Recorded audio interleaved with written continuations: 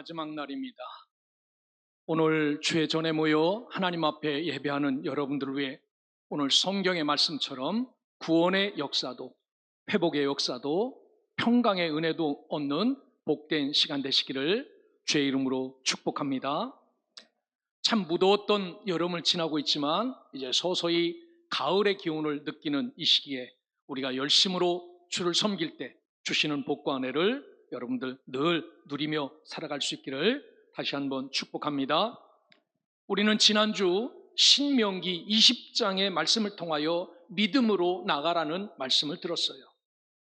믿음이 우리의 무기이기에 하나님의 임재 앞에서 어떤 위협, 어떤 문제, 어떤 시련, 어떤 고통에도 겁내지도 말고 두려워하지도 말고 떨지도 말고 놀라지도 말고 나가면 하나님이 싸우신다라는 말씀을 들었습니다. 오늘 우리도 우리 앞에 있는 해결할 수 없는 문제 앞에서 겁내지도 말고 두려워하지도 말고 믿음 하나 갖고 나갈 때 주님이 해결하신다는 이 놀라운 은혜를 여러분 삶 가운데 누리며 살아갈 수 있기를 주의 이름으로 축복합니다. 오늘 말씀은 예수께서 길을 가시다가 12해 동안 혈루증으로 고생하던 여인을 만나 치유하는 사건입니다. 한번 생각해 보십시오. 우리가 살아갈 때 우리가 원치 않았던 질병이 우리에게 찾아와 1년도 아니고 2년도 아니고 10여 년 동안 그 일이 내 속에서 벌어진다면 그게 얼마나 고통스럽고 얼마나 아픈 그런 삶을 살겠습니까? 그런데 이 여인이 갑자기 예수께로 나와 예수의 옷을 꼭 붙잡습니다. 예수님이 이때 발걸음을 멈추시며 내게 내 옷에 손을 댄 자가 누구냐라고 말씀합니다. 이 이야기는 내 옷을 단순히 건드렸다라는 것이 아니라 예수님의 능력을 붙잡은 자, 나의 말씀을 붙잡은 자, 믿음을 붙잡은 자가 누구냐라고 찾으시는 말씀입니다. 오늘 또 이 예배를 통하여 우리가 이런 은혜를 누릴 수 있기를 주님의 이름으로 축원합니다. 우리가 가지고 있는 문제, 어려움, 고난, 시험도 주님 앞에 서서 이분을 붙잡기만 하면 이분이 해결하신다라는 사실을 기억하고 오늘 또 참된 믿음 하나가 붙잡고 이분의 옷자락을 생명처럼 붙잡을 수 있는 믿음과 복이 그래야 여러분 가운데 임하는 구원과 평강이 풍성하게 넘치기를 주님의 이름으로 축복합니다. 오늘 성경에 보면 먼저 절망 끝에서 예수를 붙잡는 믿음의 손길에 대해서 이야기해요. 본문은 한 여인이 등장하는데 이 여인의 특징은 12해 동안 혈루증을 앓고 있고 이 병을 고침받지 못한 여인이다라고 말합니다.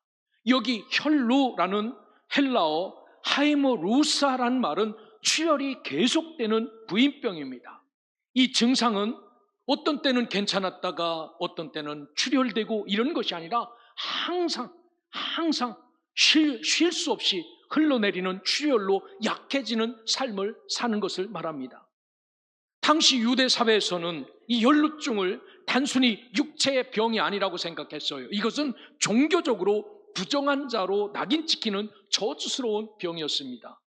그래서 이 병을 앓으면은 가정에서도 핍박을 받고 가정에서도 나와야 되고 사회에서도 사람 취급하지 않고 종교 공동체에서는 더군다나 소외된 삶을 살았다는 증거이기도 합니다. 마가복음 5장 26절에 보면 그녀는 그래도 그 병을 고쳐보려고 가진 재산을 모두 의원에게 썼지만 병은 더 심해졌다라고 말합니다. 즉 아무것도 할 수 없는 한 여인입니다. 남자도 아닙니다. 다 썼습니다. 아무것도 없는 그런 여인이었습니다. 여러분, 오늘 우리도 살다가 보면 이와 같은 절망의 자리에 설 때가 있어요. 아무리 노력해도 바뀌지 않는 문제, 떠나지 않는 문제, 인간적인 방법으로는 도저히 해결할 수 없는 문제들, 이런 문제들이 우리 앞에 찾아와 떡하니 섭니다. 우리의 마음, 몸, 생각, 물질 다 허비하여도 바꿀 수 없는 것들이 우리에게 찾아오지요. 오늘 한 여인도 이런 문제, 이런 아픔 때문에 모든 것을 다 허비하였지만 바꿀 수 있는 것 아무것도 없었습니다. 이때 이 여인에게 한 가지 소망이 생기죠. 내가 예수를 만날 수 있다면, 내가 그분의 옷자락에 손을 대기만 할 수 있다면 내가 그분에게 은혜를 입을 것이다 라는 소망입니다. 오늘 이 예배를 통하여 우리에게 찾아온 문제, 우리에게 찾아온 시련, 우리에게 찾아온 고난 앞에서 우리도 이분의 옷자락을 만질 수만 있다 하면 이런 소망과 믿음이 충만하여 하나님 앞에 우리의 믿음대로 되는 놀라운 은혜가 넘쳐날 수 있기를 주님의 이름으로 축원합니다. 믿음은 상황이 좋아져야 생기는 것이 아닙니다. 믿음은 상황이 절망적일수록 오직 주님만을 붙드는 것이 참 믿음이죠. 상황이 좋았을 때는 주님을 찾다가 상황이 나빠지면 주님을 떠나는 것이 믿음이 아니라 좋을 때든지 안 좋을 때든지 오직 주님 하나 붙잡고 살아가는 것이 참 믿음입니다. 세상적인 방법이 다 막혀 있을 때 오직 위에 계신 예수를 바라보고 예수를 붙잡는 것이 바로 믿음의 손길입니다. 여러분, 우리 가운데도 삶의 길이 막힌 분들이 있을 것입니다. 여러 가지 가정의 문제 때문에 이 자리에 금제를 안고 오신 분도 있어요. 여러 가지 관계 문제 때문에 이것을 우리의 힘으로는 풀 수 없어서 이것을 가지고 찾아오신 분도 있습니다. 내 인생의 미래가 걸린 문제가 여기에 있기 때문에 이것 때문에 오신 분도 있고, 질병의 문제, 해결할 수 없는 그 문제 때문에 내가 여기에 찾아온 분들도 있어요. 그러나 기억하십시오. 믿음은 문제를 피하는 것이 아니라 문제 한가운데서 예수의 옷자락을 붙잡는 것임을 기억하고, 오늘 또 아무것도 할 수 없는 한 여인이 예수의 옷자락을 붙잡음으로 그의 인생이 다시 바뀌어지는 놀라운 은혜를 잘 기억하시고, 이 시간 우리도 아무것도 할 수 없지만 나에게 있는 믿음 갖고 예수의 옷자락을 붙잡는 복되고 거룩한 시간 되시기를 주님의 이름으로 축복합니다. 우리는 이 사건을 통하여 예수님은 믿음의 손길을 아신다라는 사실입니다. 살다가 보면 우리가 모르는 사람끼리 악수를 하지 않습니까? 안녕하십니까? 안녕하십니까? 처음 뵙겠습니다 라고 악수를 하면은 그 악수를 통하여 사람의 느낌을 받을 수 있습니다. 어떤 분은 아주 진심으로 인사를 해주는 분도 있고, 어떤 분은 형식적으로 인사를 해주는 분도 있고, 어떤 분은 따뜻하게 손을 붙잡아가면서 인사하고 안부를 묻는 사람이 있고, 어떤 사람은 그림자가 와서 손 붙잡는 것 같은 느낌이 있어요. 느낌 있지요. 오늘 예수님도 찾아온 우리에게 우리의 믿음의 손길의 양을 아신다라는 겁니다. 얼마나 큰 믿음을 갖고 나왔는지, 어떤 믿음을 갖고 나왔는지, 무엇 때문에 나왔는지 주님이 옷자락만 잡아도 그 느낌을 아신다라고 말해요. 45절에 보면 예수께서 이르시되 내게 손을 댄 자가 누구냐 하시니 라는 묻는 말씀이 있습니다. 여러분, 옷자락을 만졌는데 그 느낌이 어떻게 나에게 전달됩니까? 그런데 예수님은 아세요. 오늘 예수께서 사역하신 곳은 전부 다 저 예루살렘이 아니라 북쪽 갈릴리 쪽에서 사역하시던 말씀입니다. 40절에 보면 예수께서 돌아오심에 무리가 환영하니 이는 다 기다렸습니다 라고 말씀하세요. 그러니까 예수님이 어디를 다녀오신 겁니다. 오늘 말씀에는 어디를 갔다 왔냐면은 갈릴리 북쪽에 동쪽을 갔다 오셨어요. 동쪽 지역에 가서 뭐를 말씀하고 오셨냐면은 8장 1절부터 씨 뿌리는 비유도 그곳에서 말씀하시고, 풍랑을 잠잠케 하신 일도 그곳에서 하고, 거라사 귀신을 쫓아낸 사건도 갈릴리 호수 동편에서 하시다가 배를 타고 서편으로 돌아오신 겁니다. 오늘 말씀의 장소로 돌아오셨어요. 동편에 갔다가 서편으로 돌아왔더니 예수님이 돌아왔다는 소식을 듣고 사람들이 구름대처럼 몰려들어 예수께로 나왔다라고 말씀하는 겁니다. 이런 상황에서 내게 손을 댄 자가 누구냐라고 묻자 제자들이 너무나도 이상하게 생각했습니다. 뭐라고? 아니, 이분을 한두 사람이 만졌어야지. 수없이 많은 사람이 예수 한번 만져보고자 이 사람도 만지고 저 사람도 만졌는데, 아니 나에게 손을 댄 자가 누구냐고 물으면 어떻게 대답하라고? 그래서 베드로가 이런 말을 합니다. 주여, 무리가 밀려들어 미나이다. 예수님께서 나를 만진 사람이 누구냐라고 말씀하신 것은 지금 이치에 맞지 않는 질문이라는 겁니다. 모든 사람이 예수님을 붙잡고 밀고 흔드는데 여기에서 나를 만든 자가 누구냐라고 말씀하는 것은 이 질문이 상황에 맞지 않는다라고 잘라 말합니다. 그런데 예수님은 단순히 옷을 스치는 스침이 아니라 믿음으로 붙잡는 손길을 구별하셨습니다. 46절에 보면 예수께서 이르시되 내게 손을 댄 자가 있도다라고 말씀합니다. 내게 손을 댄 자가 있다. 나를 진정으로 만진 자, 나를 붙잡은 자가 있도다라고 말합니다.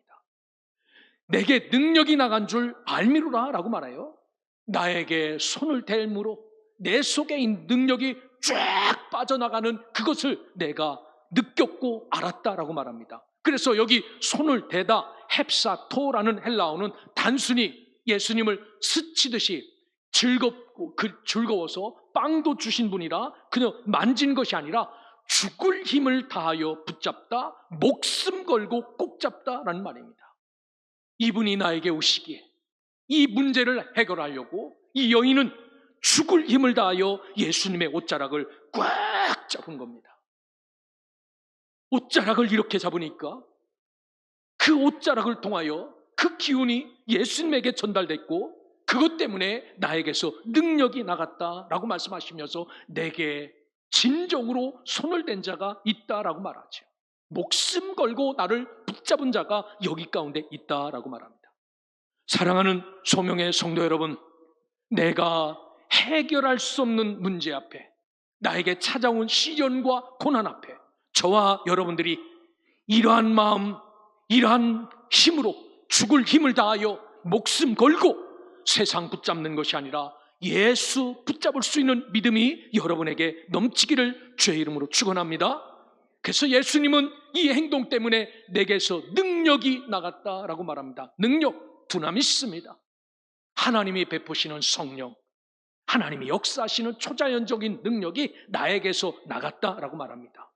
44절에 보면 그 능력으로 즉시 혈루가 그쳤다라고 기록합니다. 에스테, 그쳤다. 이 말은 단순히 멈췄다라는 뜻이 아니라 다시 세워졌다라는 의미입니다. 한 여인이 얼마나 단장하며 살았겠습니까? 그렇지요. 머리도 볶고 화장도 하고 입술도 치르고 그렇게 살았는데 이 혈류병 때문에 모든 것이 다 깨졌어요. 인생의 스케줄이 다 깨진 겁니다. 그리고 12년 동안 인간적인 대접도 못 받고 살았던 사람이에요.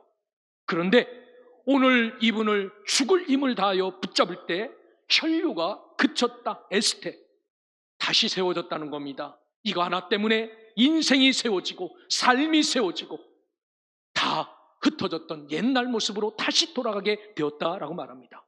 그렇습니다. 우리도 믿음으로 예수를 붙잡을 때 무너진 모든 문제, 무너진 모든 건강, 무너진 모든 기도의 제목들이 다시 세워질 수 있는 그러한 역사가 이 안에 있음을 기억하고 믿음으로 예수 붙잡아 예전에 그 건강한 모습, 예전에 그 아름다운 모습, 예전에 그 놀라운 힘의 모습으로 다시 회복되는 역사가 여러분에게 있기를 주의 이름으로 축원합니다. 오늘 예수님은 수많은 예배 가운데, 수많은 기도 가운데 이 여인 같은 목숨을 걸고 예수님을 붙잡는 믿음의 손길을 찾으시죠. 여러분, 오늘 기도하는 사람이 한둘이겠습니까? 우리 한국교회 5만 교회가 넘는 모든 교회가 오늘 일제히 11시만 되면 대예배를 드리는 교회들 수두룩하지요. 이렇게 많은 기도, 많은 찬양, 많은 예배 가운데 진짜 하나님의 마음을 움직이고 목숨을 걸고 옷자락을 붙잡는 심정으로 예배하는 그 믿음의 손길, 믿음의 고백을 예수님이 찾으신다라고 말합니다. 단순히 이 자리에 나와 자리 채운 사람이 아니라 습관적으로 오늘 교회 가는 날이라고 나와 기도하는 사람이 아니라 형식적으로 뻐끔뻐끔하는 찬송이 아니라 이거 안 하면 죽을 것 같아서 목숨 걸고 하나님을 노래하며 기도하며 이것을 붙잡는 이런 사람을 우리 주님은 기억하시고 찾고 계시다라고 말합니다. 여러분, 오늘 진실한 믿음의 손길을 내미는 사람, 주님의 없이는 살 수 없다고 생명 걸고 예수 붙잡는 사람, 이런 사람을 세상 많은 사람 가운데 구분해어 내시는 분이 우리 주 예수 그리스도라는 사실을 기억하고, 오늘 우리 앞에 닥친 어려움과 시험 속에서 군중 속에 섞여 있는 예배자가 아니라 목숨 걸고 죽을 힘을 다하여 예수 붙잡을 수 있는 믿음의 사람이 되시기를 주님의 이름으로 축원합니다. 그리하여서 나를 붙잡은 자가 이곳에 있도다라고 말할 때, 주님, 내가 당신 예수를 붙잡았습니다라고 고백할 수 있을 만큼 예수를 믿음으로 붙잡음으로 주님의 큰 은혜와 능력과 다시 회복시키는 놀라운 역사를 경험하며 살아가는 믿음의 백성, 하나님의 자녀들 되시기를 주의 이름으로 축원합니다. 오늘 성경을 보면 이 사건을 통하여 믿음은 우리를 온전히 구원하고 우리에게 평강을 누릴 수 있는 지름길이 바로 예수 붙잡는 일이다라고 말씀합니다. 47절에 보면 예수님이 그 능력 앞에 숨을 수 없음을 기억하고 여인에게 나타난 증상을 누가 제일 먼저 깨달을까요?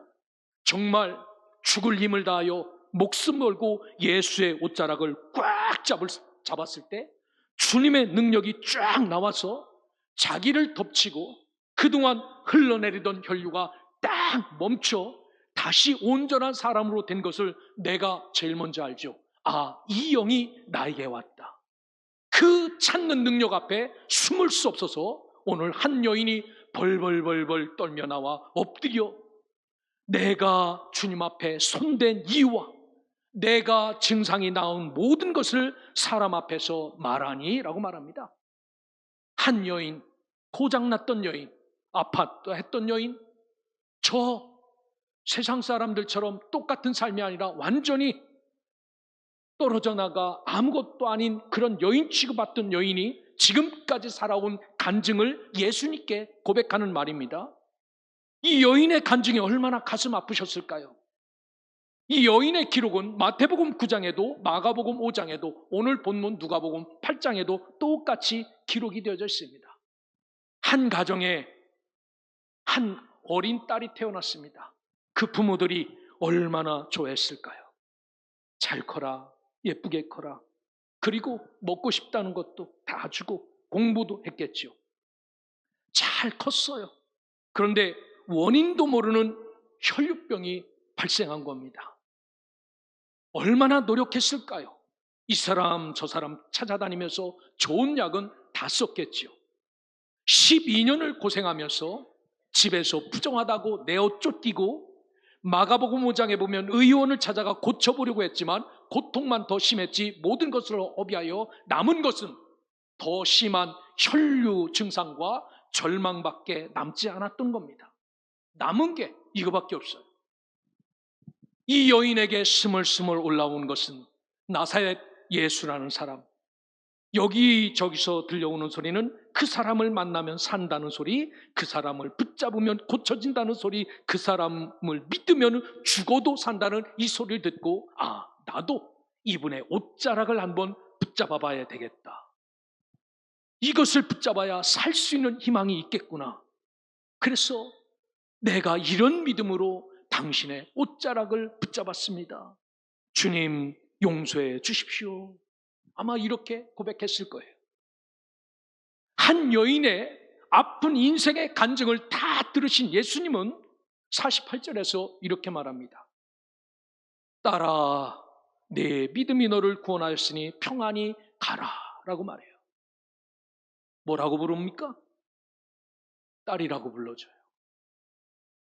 자기 아버지도 집에서 내쫓았는데 딸이라는 소리를 한 번도 들어보지 못했는데 그의 인생이 얼마나 아프고 얼마나 고통스럽고 얼마나 처절했으면 예수님이 고쳐놓은 여인을 딸아라고 부릅니다. 딸아, 내 딸아, 내 믿음이, 너의 그런 믿음이 나를 붙잡으면 산다는 그 믿음이 너를 구원하였으니 평안히 가라라고 말합니다.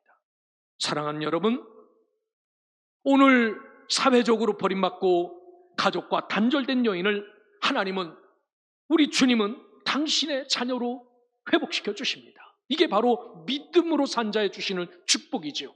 오늘 우리도 마찬가지입니다. 누구에게 위로받을 수 있겠습니까? 오늘 주님을 꼭 붙잡을 때 주님이 우리를 구원하시고 주님이 우리에게 은혜 베풀어 주신다라고 말해요. 그래서 여기에 보면은 신앙의 핵심과 같은 중요한 두 단어가 있어요.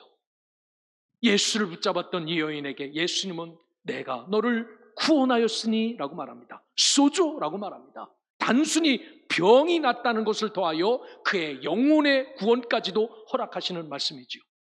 그녀를 병에서만 치유한 것, 그래 자유케 한 것이 아니라 죄와 절망과 죽음에서도 해방시키고 모든 삶의 본래 자리로 돌려놓으셨다라는 말입니다. 예전처럼 너의 가정으로 돌아가 딸로 즐겁고 밝고 명랑하게 살아라라는 거죠. 하나님은, 주님은 구원자다라는 겁니다. 사랑하는 성도 여러분, 믿음으로 사는 자에게 이런 구원회가 임한다는 사실을 기억하고 우리들도 예수께 반응할 만한 믿음의 소유자들이 되시기를 주님의 이름으로 축원합니다. 똑같은 군중이 아니라 내 기도를 들으시고 목숨을 내놓듯이 하나님을 찾는 이 부르짖음을 들으시고 너 누구냐? 나를 찾느냐라고 반응할 만큼 이런 믿음의 소유자들이 모두 될 수 있기를 주님의 이름으로 축복합니다.